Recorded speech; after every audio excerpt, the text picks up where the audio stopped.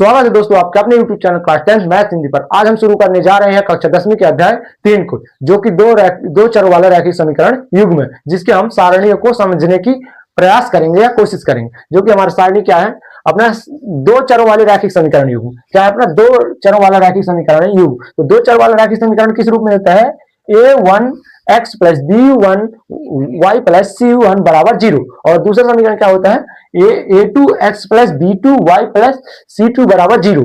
ठीक है दोस्तों, क्या होता है दो चरों वाले रैखिक समीकरण। दो चर क्या है, x और y, क्या हो गए दो चर, और दो समीकरणों को मिलाकर बनने वाले समीकरणों को क्या कहते हैं, रैखिक समीकरण युग्म कहते हैं। ठीक है दोस्तों, और रैखिक समीकरण क्या होता है, जिसकी अधिकतम घात क्या हो, एक हो, वही रैखिक समीकरण कहलाता है। तो दोनों चरों में अधिकतम घात कितनी है, एक है, इसलिए क्या होगा अपना रैखिक समीकरण युग्म।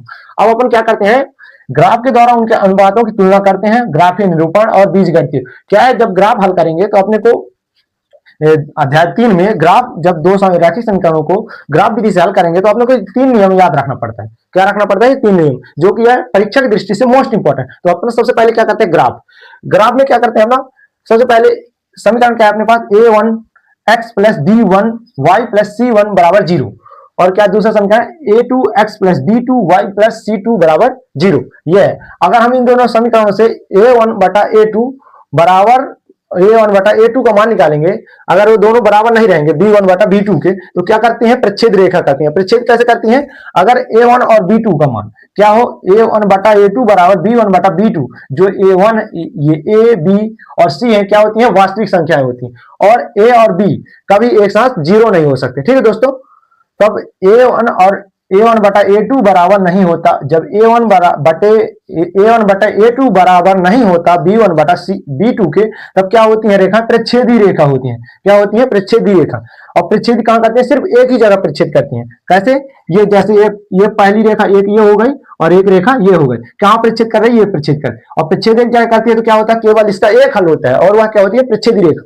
ठीक है दोस्तों, अब दूसरा क्या होता है, अगर जब a1 बटा a2 बराबर b1 बटा b2 बराबर c1 बटा c2, अगर सभी बराबर होते हैं, यानी दोनों समीकरण में a1 बटा a2 बराबर b1 बटा b2 और c1 बटा c2 बराबर होते हैं, तब कैसी रेखाएं होती हैं, संपाती रेखाएं होती हैं। और संपाती रेखा कैसे होती हैं, जैसे एक रेखा ये हो गई अपनी पहली रेखा क्या होगा ये, और दूसरी रेखा भी इसी के ऊपर से जाती है।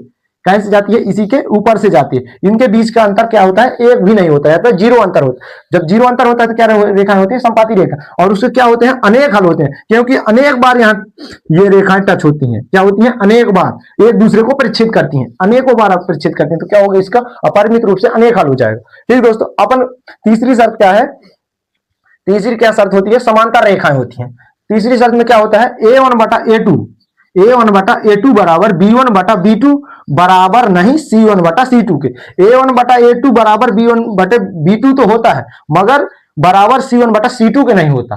तो क्या होती है, समांतर रेखाएं होती है। समांतर रेखा क्या कहलाती है, जो एक दूसरे को कभी परिच्छेद नहीं करती, जैसे कि ट्रेन की पटरियां कभी एक दूसरे को परिच्छेद नहीं करती हैं, करती हैं, नहीं करती। तो ये अपनी हो गई समांतर रेखा। समांतर रेखा, इनके बीच की दूरी हमेशा बराबर होती है, जैसे कि ट्रेन के पटरियों के बीच की दूरी हमेशा एकदम बराबर रहती है, तो क्या कहलाती है, समांतर रेखा। और समांतर रेखा में क्या होता है, उसका कोई हल नहीं होता, क्योंकि वह कभी प्रच्छेद नहीं करती। अगर प्रच्छेद करेंगे तभी उसका हल होगा, और कहीं प्रच्छेद नहीं करते हैं तो उसका हल क्या नहीं होता है, नहीं होता। अगर आप लोगों को यह वीडियो अच्छा लगा हो तो हमारे चैनल को सब्सक्राइब कीजिए और वीडियो को लाइक कर लीजिए।